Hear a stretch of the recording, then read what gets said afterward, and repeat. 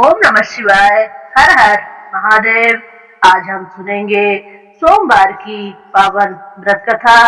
प्राचीन काल में एक धनवान सेठ था जिसके यहाँ धन की कुछ भी कमी नहीं थी, परंतु सब कुछ होते हुए भी उसे एक बड़ा भारी दुख संतान न होने का था और पुत्र प्राप्ति की चिंता में हर समय बेचैन रहता था।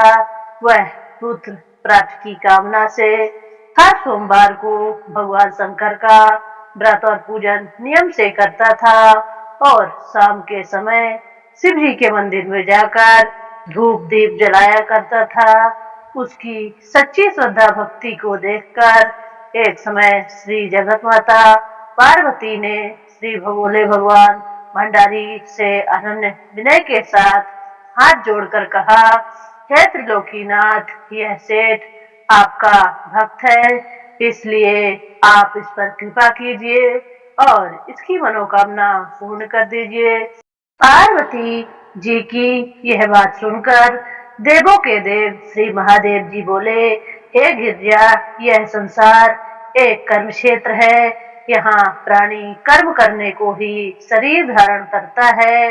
जैसे किसान खेत में जैसा बीज बोता है वैसा ही उसे फल प्राप्त होता है, ठीक इसी प्रकार संसार में जो जैसा कर्म करता है वो वैसा ही फल पाता है। अपनी अपनी करनी का ही सब प्राणी फल भोगते हैं। यह बात सुनकर दयामयी श्री पार्वती जी ने फिर अनन्य विनय के साथ कहा, हे प्राणनाथ, जबकि यह बेचारा रात दिन दृढ़ विश्वास के साथ आपकी भक्ति करता है, तब आप कृपा करके इसके दुख का निवारण कीजिए। आप तो दया के धाम हैं, इस पर दया आपको अवश्य करनी चाहिए। श्री गिरजा भवानी के इस प्रकार आग्रह करने पर श्री शिवजी महाराज बोले, हे पार्वती, वैसे तो इसको किसी चीज की कोई कमी नहीं है, केवल एक पुत्र का अभाव है। तो ये पुत्र प्राप्ति की चिंता में दिन रात दुखी रहता है। इसके भाग्य में कोई पुत्र नहीं है, फिर भी मैं इसकी श्रद्धा को देखकर और तुम्हारे आग्रह से उसको पुत्र प्राप्ति का वरदान देता हूँ, परंतु वह पुत्र केवल 12 वर्षों तक ही जीवित रहेगा। इसके पश्चात वह मृत्यु को प्राप्त हो जाएगा। तो हे पार्वती जी, इससे अधिक मैं इसके लिए और कुछ भी नहीं कर सकता। शिव जी महाराज और पार्वती जी की ये सब बातें हुए सेठ भी पूजा करते हुए सुन रहा था। इस बात से उसे ना तो कुछ प्रसन्नता हुई और ना ही दुख प्राप्त हुआ। वह उसी प्रकार सोमवार को शिवजी महाराज का व्रत व पूजन करता रहा। इस प्रकार करते करते बहुत दिन व्यतीत हो गए।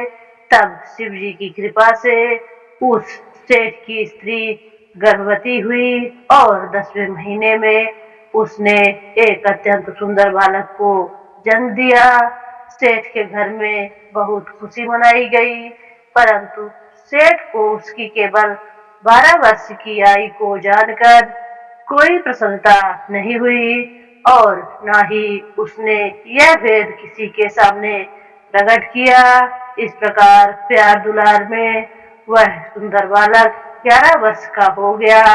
तब उस बालक की माता ने अपने पति देव से कहा, हे प्राणनाथ, अब हमारा लल्ला सियाना हो गया है, अतः किसी सुंदर गुणयुक्त कन्या से इसका विवाह रचा देना चाहिए। इस पर सेठ ने कहा कि अभी इसका विवाह नहीं करूंगा, क्योंकि मैं इसे काशी जी पढ़ने के लिए भेजना चाहता हूँ। इतना कहकर सेठ ने उस बालक के मामा को बुलवा लिया और उसे बहुत सा धन देकर कहा कि तुम इसे पढ़ने के लिए काशी जी ले जाओ। मार्ग में जहाँ भी ठहरो वहाँ यज्ञ व दान दिल खोलकर करते हुए जाना तथा भूखों को भोजन वस्त्र देते हुए चले जाना। इस प्रकार समझा बुझाकर सेठ ने दोनों को भेज दिया। वे दोनों मामा भांजे यज्ञ रचाते, भूखों को वस्त्र और भोजन, ब्राह्मणों को दान देते हुए चले जा रहे थे। चलते चलते मार्ग में एक शहर में रुके। दैव योग से उस नगर के राजा की कन्या का विवाह होने वाला था और जो राजा बारात लेकर आया था उसका लड़का एक आंख से काना था। राजा को इस बात की बड़ी चिंता थी कि काने वर को देखकर कन्या के माता पिता विवाह से इनकार न कर दे। इस कारण जब उसने अति सुंदर सेठ के लड़के को देखा तो मन में विचार किया कि क्यों ना इस लड़के को दूल्हा बनाकर बारात का झुकाव करा लिया जाए, जिससे किसी प्रकार की बाधा ना पड़े। ऐसा विचार करके राजा ने उस लड़के के मामा से प्रार्थना की तो वे दोनों सहमत हो गए। तुरंत उस सेठ के पुत्र को स्नान आदि कराकर तेल फुलेल मलकर उसे वर के वस्त्राभूषण पहना दिए।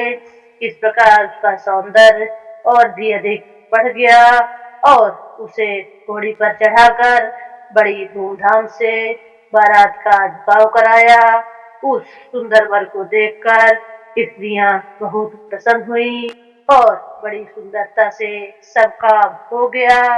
वर के पिता ने सोचा कि इस समय का काम तो संपन्न हो गया है, परंतु आगे फेरों के वक्त कहीं कोई बाधा न पड़ जाए, इसलिए विवाह कार्य भी इसी लड़के से करा लिया जाए तो अच्छा है। ऐसा विचार करके वर के पिता ने उसके मामा से विनय पूर्वक अनुकूल वचन कहे कि आप कृपा करके फेरों और कन्यादान का काम भी करा दे तो आपकी बड़ी कृपा होगी। इसके बदले में जितना भी कहोगे धन दे देंगे। उन दोनों मामा भांजे ने वर के पिता की बात को स्वीकार कर ली और विवाह का कार्य भी बड़ी अच्छी तरह से संपन्न हो गया। परंतु जब लड़का महल में गया तो उसने देखा राजकुमारी सो गई थी। उसने राजकुमारी की चुन्नी के पल्ले पर लिख दिया कि तेरा विवाह मेरे साथ हुआ है, परंतु जो राजकुमार तुझे ब्याहने आया है वह एक आंख से काना है, इसलिए उसके बदले मुझे दूल्हा बनाकर सब कार्य कराया गया। अब तुझे उसी के साथ भेजा जाएगा और मैं काशी जी को पढ़ने जा रहा हूँ। यह बात लिखकर सेठ का पुत्र तो चला आया और जब राजकुमारी सोते से उठी तो उसने अपनी चुन्नी के पल्ले पर यह बात लिखी देखी तो उसने काने राजकुमार के साथ जाने से इनकार कर दिया और साफ कह दिया कि यह मेरा पति नहीं है। मेरा विवाह जिसके साथ हुआ है वह तो काशी जी पढ़ने गया है। यह रहस्य जानकर राजकुमारी के माता पिता ने राजकुमारी को विदा नहीं किया और बारात को खाली ही लौटना पड़ा। बारात के लौट जाने के पश्चात राजकुमारी ने ब्रह्मचर्य व्रत के साथ साथ सोमवार का व्रत करना भी शुरू कर दिया। उधर सेठ का लड़का अपने मामा के साथ काशी जी में पहुंचकर विद्या अध्ययन के साथ नित्य प्रति यज्ञ करता और याचकों तथा ब्राह्मणों को दान देता। इस प्रकार उस लड़के की आयु 12 वर्ष की हो गई। तब एक दिन उन्होंने यज्ञ रचा रखा था कि उस लड़के ने अपने मामा से कहा, आज मेरी तबीयत बहुत खराब है। यह सुनकर उसके मामा ने भीतर लेटकर आराम करने को कहा। मामा की आज्ञा पाकर सेठ का लड़का अंदर जाकर सो गया और सोते ही सोते उसके प्राण निकल गए। थोड़ी देर में के बाद जब उसके मामा ने देखा तो उसे मरा हुआ पाया। यह देखकर उसे बहुत दुख हुआ। फिर उसने सोचा कि यदि इस समय रोना पीटना किया तो यज्ञ अधूरा रह जाएगा। अतः उसने धैर्य धारण कर यज्ञ को संपूर्ण कराया और ब्राह्मणों को भोजन वस्त्र व दान देकर विदा कर दिया। यज्ञ में सब देवताओं सहित वहां शिव पार्वती जी भी आए हुए थे। माता पार्वती ने तमाम हाल जानकर और सुंदर गुणयुक्त सेठ के पुत्र को मरा हुआ देखकर शिव जी से कहा कि हे प्रभु, यह तो उसी सेठ का पुत्र है जो कि आपके वरदान से हुआ था। पार्वती जी की यह बात सुनकर शिव जी ने कहा, हे पार्वती, इसकी आयु इतनी ही थी तो ये भोग चुका है। तब पार्वती जी बोली, हे प्रभु जी, यज्ञ में समस्त देवताओं सहित आपने जो यज्ञ को ग्रहण किया है वे सब निषेध हो जाएंगे, क्योंकि यह यज्ञ के समय से ही मरा पड़ा है। इसलिए आपको इसे जीवन दान देना चाहिए। दूसरा, एक अबला के साथ इसका विवाह हुआ है और वह आज तक आपका व्रत और पूजन प्रत्येक सोमवार को करती है। उसके आत्मा की पुकार को आप स्वयं जानते हैं, क्योंकि आप समदर्शी हैं। तीसरा, इस लड़के का पिता प्रत्येक सोमवार को आपका व्रत और पूजन कर रहा है। क्या वह आपका परम भक्त इसका मरना सुनकर दुख नहीं पाएगा? सो हे प्रभु, आप कृपा करके इसे जीवन दान दीजिए। इस प्रकार पार्वती जी के बार बार आग्रह करने पर शिव जी ने उसको जीवन दान दे दिया। तब शिव जी की कृपा से वह सेठ का लड़का पुनः जीवित हो गया और शिव पार्वती जी कैलाश को चले गए। अब वह लड़का और उसका मामा प्रसन्नचित होकर उसी प्रकार यज्ञ करते कराते हुए अपने घर को वापस लौट रहे थे और उसी नगर में आए जहां उसका विवाह हुआ था। वहां पर जब उन्होंने उस नगर में यज्ञ आरंभ कराया तो खबर पाते ही राजा रानी उस सेठ के लड़के को पहचान कर उसे राजमहल में ले गए और वहां उसकी बहुत खातिरदारी की। इसके बाद बहुत सारा धन दे दास दासियों सहित अपनी लड़की और जमाता को विदा कर दिया। अब वे सब उसी प्रकार यज्ञ रचाते हुए अपने नगर में आ गए। तब उसके मामा ने कहा कि मैं पहले तुम्हारे घर में जाकर खबर कर देता हूँ। इतना कहकर मामा चल दिया। उस समय लड़के के माता पिता अपने ऊंचे मकान की छत पर इस विचार से बैठे हुए थे कि यदि हमारा पुत्र सकुशल वापस लौट आया तो हम भी छत पर से उतर आएंगे, अन्यथा वहीं से गिरकर अपने प्राणों का अंत कर देंगे। उसी समय लड़के के मामा के आने पर मामा ने आकर यह समाचार दिया कि आपका पुत्र सकुशल आ गया है, परंतु उनको विश्वास नहीं आ रहा था। तब लड़के के मामा ने लड़के के माँ बाप से शपथ पूर्वक कहा और तमाम बीता हुआ हाल सुनाया और कहा कि आपका पुत्र राजा की लड़की से विवाह करके अनेक दास दासियों सहित राजकुमारी को लेकर आ रहा है। तब तो सेठ ने बहुत खुशी के साथ उनका स्वागत किया और उसके बाद आनंद व प्रसन्नता के साथ सभी रहने लगे। इस प्रकार जो कोई सोमवार के व्रत को धारण करता है अथवा इस पुण्य प्रदान करने वाली कथा को पढ़ता है या सुनता है, उसके सब दुख दारिद्र नष्ट हो जाते हैं और उसकी सब मनोकामनाएं पूर्ण होती हैं। इसमें तनिक भी संदेह नहीं है। ओम नमः शिवाय। हर हर महादेव। जी महाराज की आरती करेंगे। ओम जय शिव ओमकारा, स्वामी जय शिव ओमकारा। ब्रह्मा विष्णु सदा शिव, ब्रह्मा विष्णु सदा शिव, अर्धांगिनी धारा। ओम जय शिव ओमकारा। एकानन चतुरानन पंचानन राजे, स्वामी पंचानन राजे। हंसासन गरुणासन, हंसासन गरुणासन, वृषवाहन साजे। ओम जय शिव ओंकारा। दो भुज चार चतुर्भुज, दस भुज अति सोहे, स्वामी दस भुज अति सोहे।